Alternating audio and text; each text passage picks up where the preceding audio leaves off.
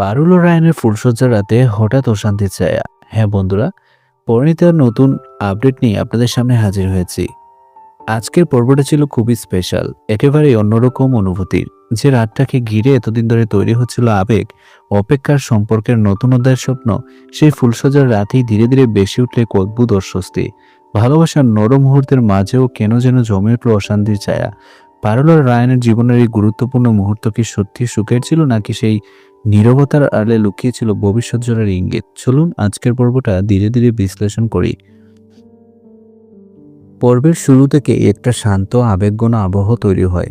দৃশ্যপট, আলো, চরিত্রকের অভিব্যক্তি সবকিছুতেই যেন এক নতুন সূচনার অনুভূতি। পারুলের চোখে লাজুকতা, মুখে চাপা দ্বিধা, আর রায়ানের আচরণে অদ্ভুত সংযম। এই অংশটা খুব সুন্দরভাবে দেখানো হয় সম্পর্কের সেই নরম বাস্তব মুহূর্তগুলো। এখানে বিশেষভাবে উল্লেখ করার মতো বিষয় হলো অভিনয়ের সূক্ষ্মতা। কোনো বাড়াবাড়ি সংলাপ নেই, অতিরিক্ত আবেগ নেই, বরং চোখের ভাষায় শরীরী অস্বস্তি আর থেমে থাকা মুহূর্তে গল্পকে এগিয়ে নিয়ে যায়। দর্শক খুব সহজে অনুভব করতে পারে এই রাতটা কেবল একটি আনুষ্ঠানিক রোমান্টিক দৃশ্য নয়, বরং দুজন মানুষের মানসিক অবস্থার প্রতিফলন। ফুলসজ্জার প্রস্তুতির দৃশ্যগুলোতে ছিল এক ধরনের কোমলতা, কিন্তু সেই কোমলতার মধ্যেই পরিচালক খুব সচেতনভাবে রেখে দেন কিছু অদ্ভুত নীরবতা। যেন সবকিছু ঠিক থাকলেও কোথাও কিছু একটা পুরোপুরি স্বাভাবিক নয়। পারুলের চরিত্র আজকের পর্বে বিশেষভাবে গভীর মনে হয়েছে। তার চোখে যেমন ছিল নতুন সম্পর্কের লজ্জা, তেমনি কোথাও একটা অজানা অস্বস্তি ছিল স্পষ্ট। সে যেন নিজেকে মানিয়ে নিতে চাইছে, কিন্তু মনের ভেতরে কিছু প্রশ্ন তাকে তাড়া করে ফিরছে। অন্যদিকে রায়ান, তার আচরণে ছিল এক অদ্ভুত দ্বৈততা। বাইরে থেকে শান্ত, সংযত, যত্নশীল, কিন্তু ভেতরে ভেতরে সে যেন কিছু একটা ভাবছে, কিছু একটা লুকিয়ে রাখছে। এই ধরনের চরিত্র নির্মাণই দর্শকদের কৌতূহল বাড়িয়ে দেয়। রাতের দৃশ্যগুলো যতই এগুতে থাকে, ততই বদলাতে থাকে আবহ। প্রথমে যে মুহূর্তগুলি ছিল নরম ও আবেগময়, সেগুলো ধীরে ধীরে হয়ে ওঠে ভারী। সংলাপ কমে যায়, নীরবতা বাড়ে, আর সেই নীরবতারই তৈরি করে অস্বস্তির আসল অনুভূতি। এই অংশের সবচেয়ে শক্তিশালী দিক ছিল সম্পর্কের বাস্তব উপস্থাপন। ধারাবাহিকগুলোতে অনেক সময় ফুলসজ্জার দৃশ্য অতিরিক্ত নাটকীয় বা কৃত্রিম হয়ে যায়, কিন্তু এখানে দেখানো হয় দ্বিধা, অস্বস্তি এবং ধীরে ধীরে তৈরি হওয়া মানসিক দূরত্ব, যা গল্পকে অনেক বেশি বিশ্বাসযোগ্য করে তোলে। পারুলের মুখের কণিক পরিবর্তন, রায়ানের চোখের ভাষা, কিছু অসমাপ্ত সংলাপ, সবকিছু মিলিয়ে দর্শক বুঝতে পারে সবকিছুই যতটা সহজ মনে হচ্ছে আসলে ততটা নয়।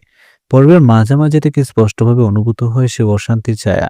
কোনো বড় ঘটনা ছাড়াই, কোনো চিৎকার বা সংঘর্ষ ছাড়াই পরিবেশের ভেতরে জমে উঠে অদ্ভুত চাপ। এটাই আজকের পর্বে আসল নাটকীয়তা। বিশেষভাবে লক্ষ্য করার মতো বিষয়, দুজনের মধ্যকার নীরবতা। অনেক সময় সম্পর্কের সবচেয়ে বড় দূরত্ব তৈরি হয় কথা না বলার মধ্য দিয়ে। আজকের দৃশ্যগুলো সেই বাস্তবতাকে সামনে এনেছে।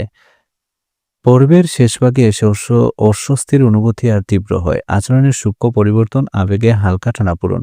দর্শক বুঝতে পারে সামনে হয়তো বড় কোনো আবেগঘন সংঘাত অপেক্ষা করছে।